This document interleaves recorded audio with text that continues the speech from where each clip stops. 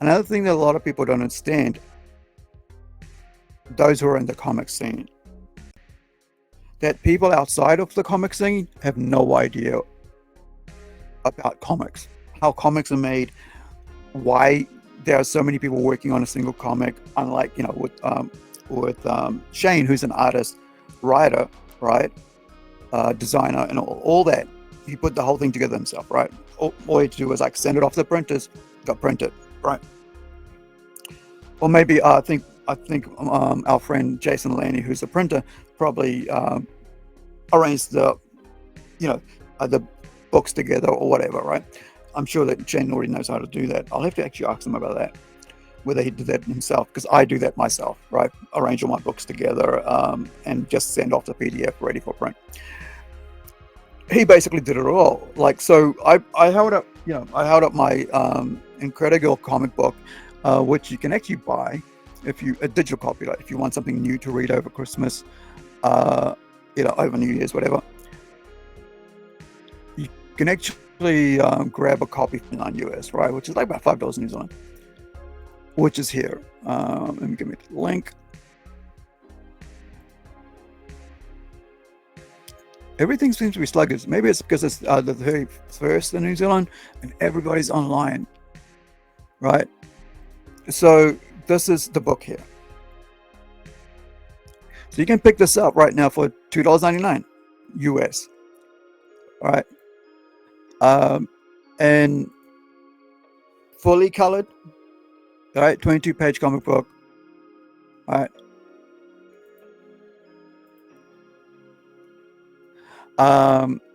It's an all ages comic book, so you can give it to your kids, chuck it on their iPad, whatever, tablet, and they can sit there and read, and you can read to them, whatever. Number 2 is going to be coming out this year, going into next year. As soon as we get it colored, it'll be popping out there, so you can grab it from there. Incredible number 1, right?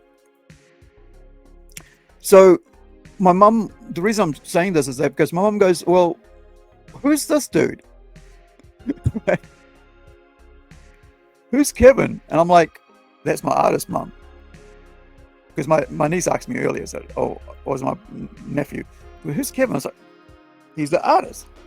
Because I thought this was your book. I said, yeah, but I'm not the artist on the book.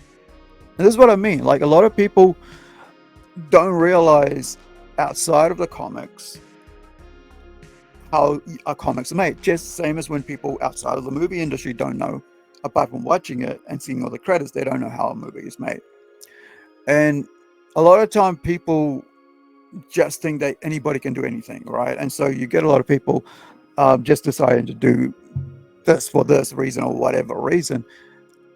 And you find that a lot of people outside of the scene don't know much. It's like, how was music made, right? People don't really know. They think, well, they go in there and it's made within an hour and it's put onto thing and this. But when you look at it, it's a huge industry around it, process around it, and which kind of brings me to this another subject, which is Ace Frehley, right? So Ace Frehley from Kiss is like one of the if you've been following this channel, you know that the first speech I ever gave was an essay I wrote on the band Kiss, taken from a magazine in the mid 80s, which had this article and told you about the background of how Kiss was formed and all this. And I remember doing it in class. I was flying in front of my classmates, so I was chosen to go into it and compete against all the other fifth formers, right? I think it was a year 12 or year 10 or something like that, I don't know, but I was probably about 15 at that age.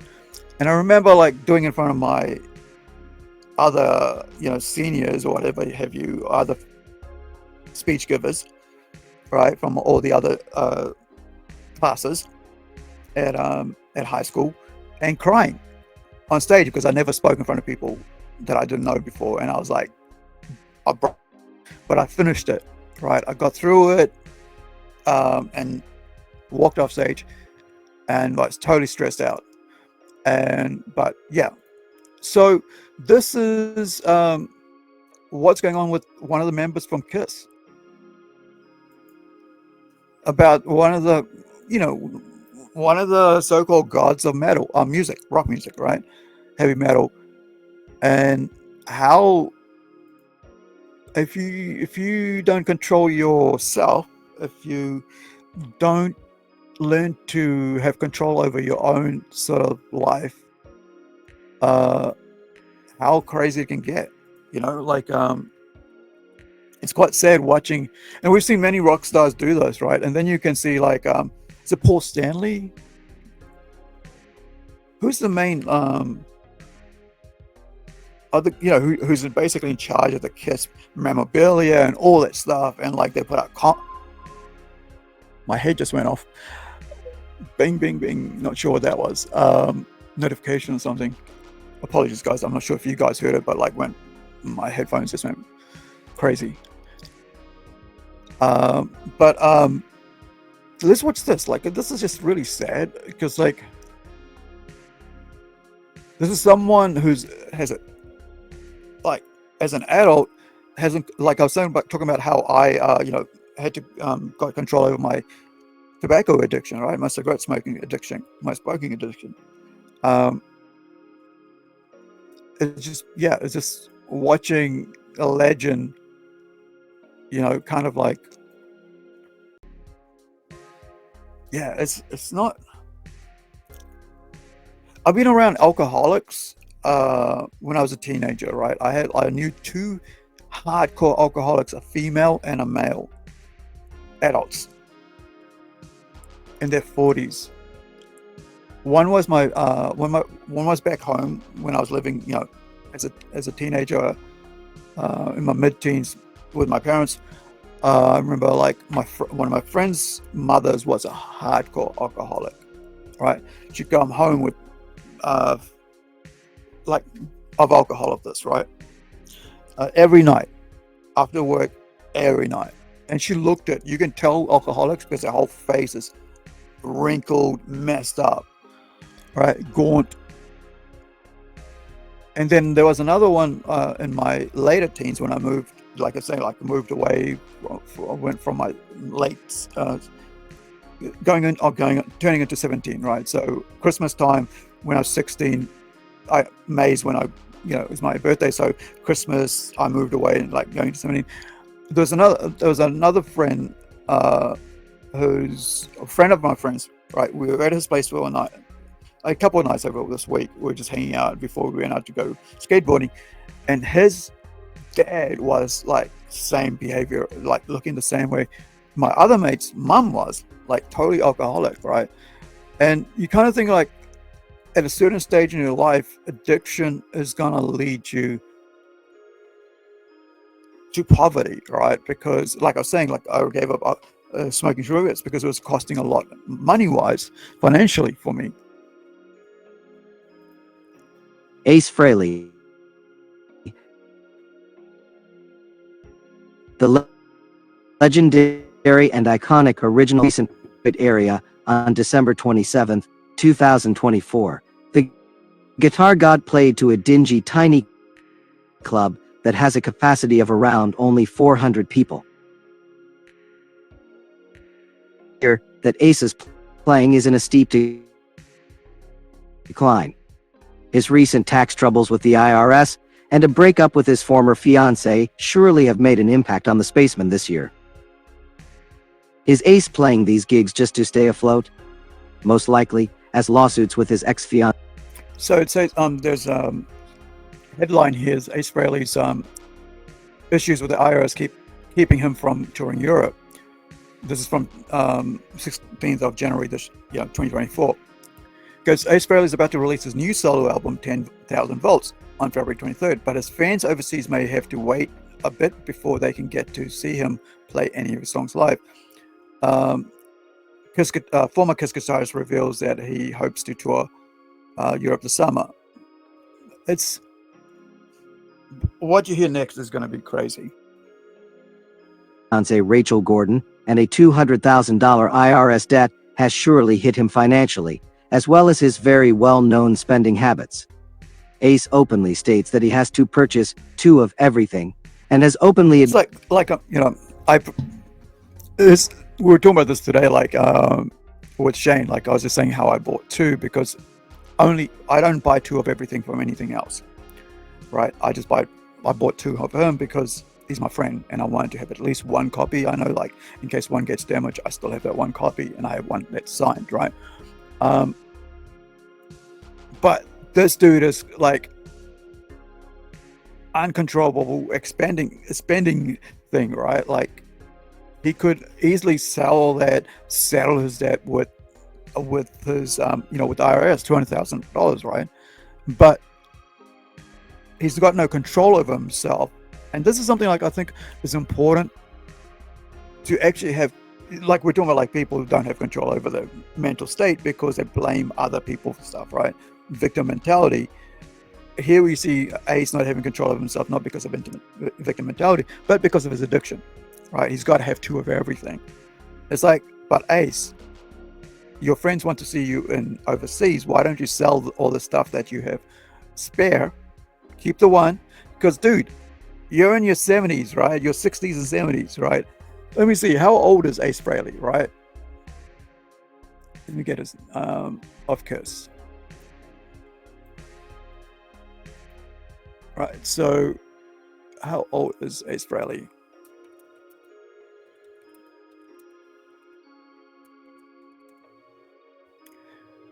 All right.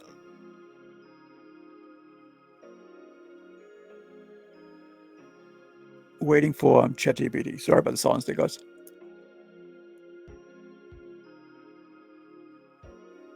Are you going to tell me? Man, it's pretty sluggish today. All right, let's get rid of a couple of these windows. Maybe that might have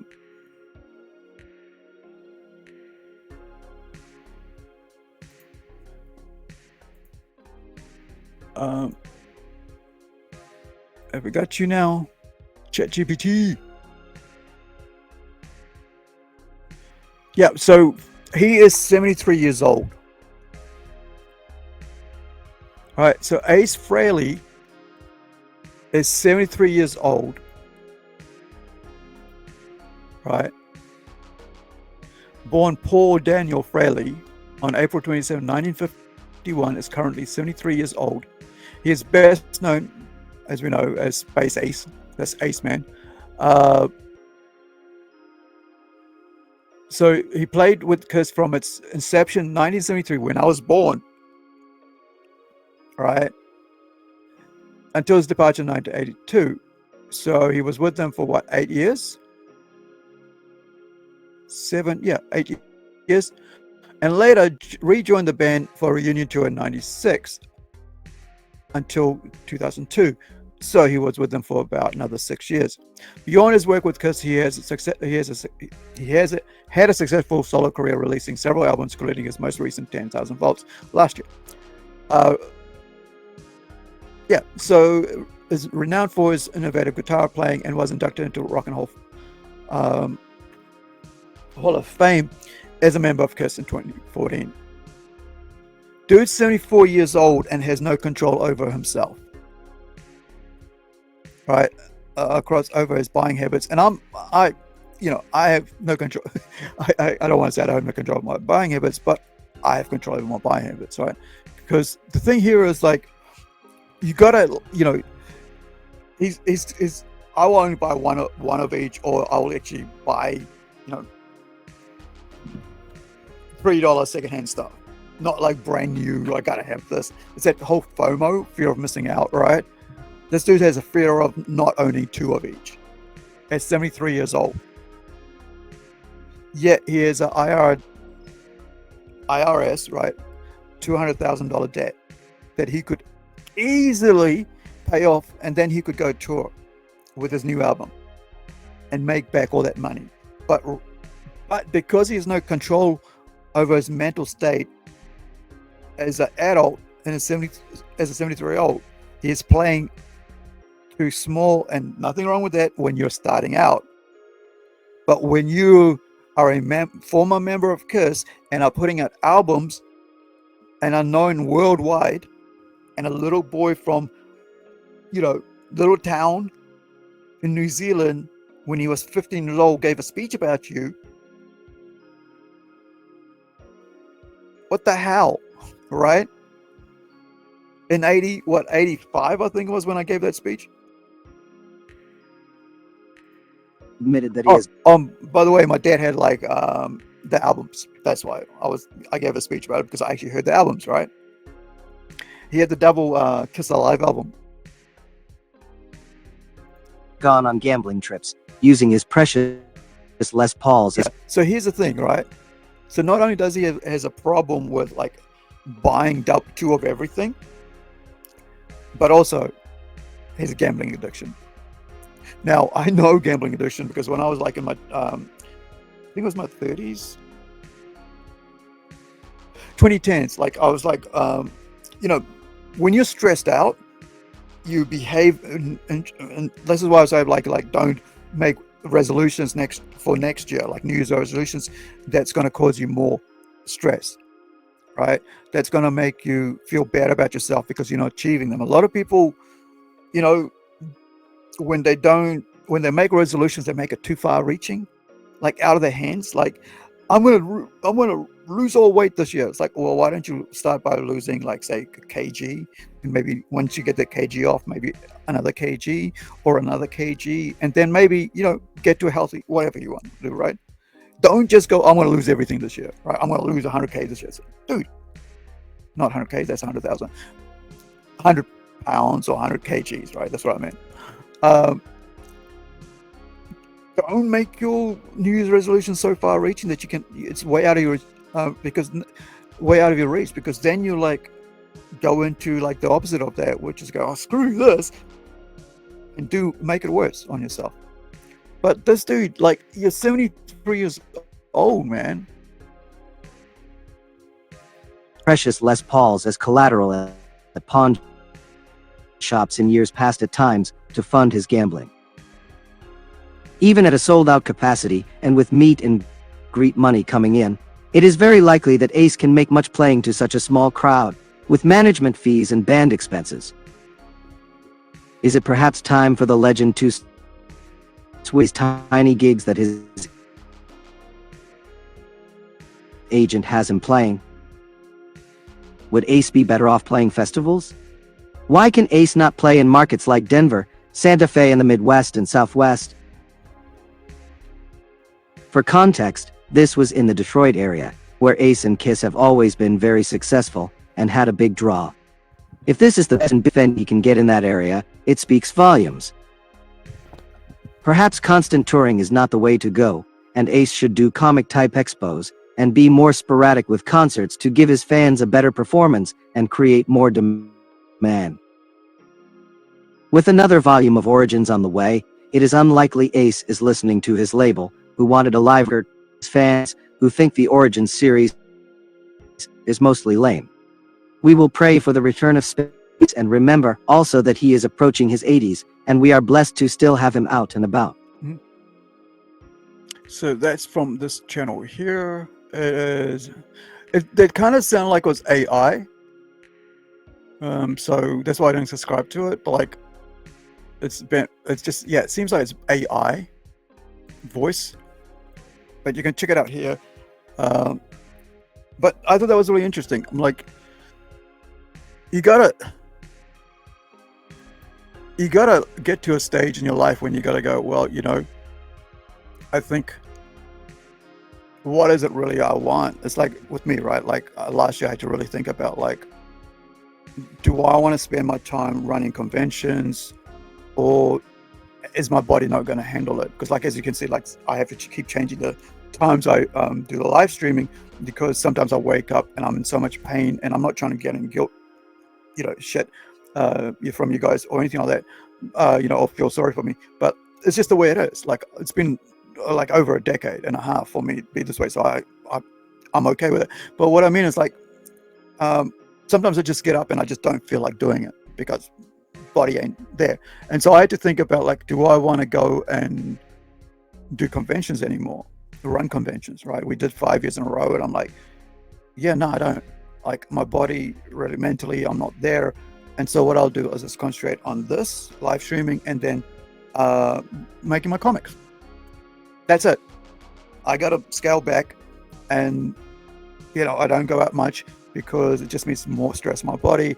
And if I go out, say yesterday, if I went out yesterday, today, my body needs to chill, just lie down, and just it needs to relax because all the muscles and everything's like really sore. So I just need to sing. But so I need to think, and I'm like this about how I go forward. And I'm 51, right? So at this stage, I got to make sure that whatever I'm doing, I am happy doing it. All right, I'm relaxed doing it. I'm chill doing it. There's not too much stress on me. I don't have an agent. I don't have anybody saying you got to do this, you got to do that. It's just me and my artists, and we're just going, okay, what pages you got coming in? Okay, what pages are we on? Oh, okay, got the script ready for me. Or hey, have you got the references? I can handle that because it's just me and the artists, and there's 5 of them, and there's 6 of them, and and they're working on their own projects that I've got written, and I'm working on with them. They hand me the artwork, I put it together on a page, and do the lettering, do the designing, make any corrections, hand it back over to them, and then they send it back to me with the corrections, and we're ready to go.